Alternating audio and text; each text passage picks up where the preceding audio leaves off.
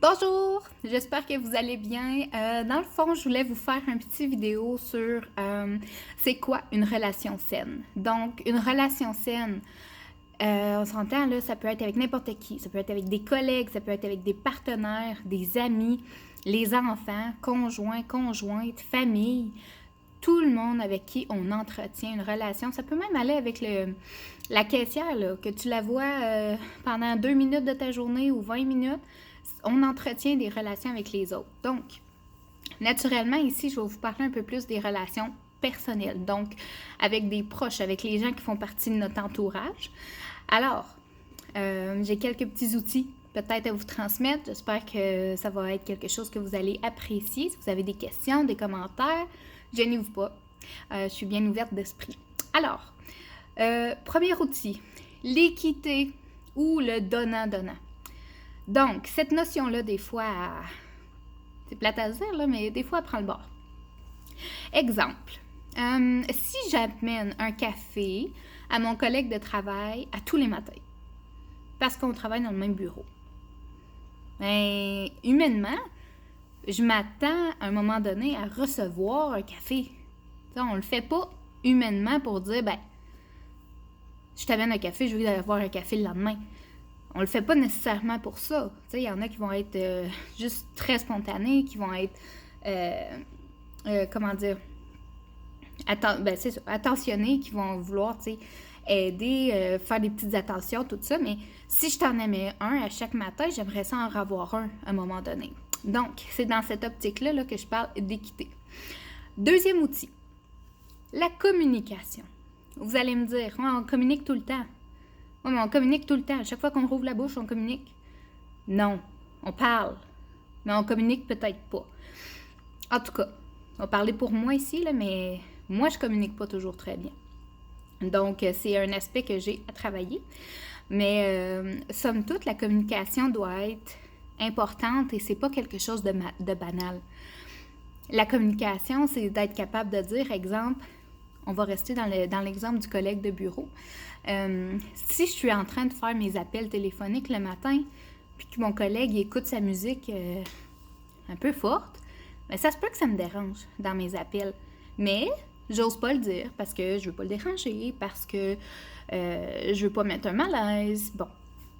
Mais s'il le sait pas, il va continuer. S'il continue, ça continue de me déranger. Ça continue de me déranger, peut-être que je vais devenir frustrée. Je deviens frustrée, ben à longue, ça se peut que notre relation, elle soit comme pas vraiment le fun. Donc, qu'est-ce qu'il faut que je fasse? Communiquer. Écoute, est-ce que ça te tenterait d'attendre comme 20 minutes que j'aille pris mes messages, puis après ça, tu sais, ça me dérange pas que tu continues de mettre ta musique, j'aime ça moi aussi. Bon, communique. Voilà, c'est fait. Puis là, je dis ça comme ça, mais on s'entend, là, c'est pas toujours facile. Donc, outil numéro 3 pour savoir si on a une relation saine, l'honnêteté et l'authenticité. C'est des gros mots pour dire, il faut dire les choses comme ils sont avec l'autre. Tu sais, si mon chum, il me dit, ben, j'ai changé la recette là, de sauce à spag, finalement, j'ai rajouté du sucre dedans. Ben, s'il me demande si j'aime ça, alors que j'aime pas ça, ben, il faut que je dise la vérité. Sinon, ce qui va arriver, c'est qu'il va refaire cette sauce-là avec du sucre dedans, puis que j'aime pas ça du tout. Mais si je dis pas, ben, je suis pas honnête. Je suis pas honnête, ben là, il va continuer parce que lui, il pense me faire plaisir. Mais si j'ai pas été honnête, si j'ai pas été authentique, si j'ai pas été transparente, il peut pas le savoir. Donc, voilà pour l'honnêteté et l'authenticité. Un petit exemple. Numéro 4, le respect. Ça a l'air facile à dire, hein, le respect, mais c'est aussi simple que quand que je pense que j'ai quelque chose à dire puis que mon chum est en train de m'expliquer quelque chose, puis que je dis « oui, mais… » puis qu'il n'a pas terminé.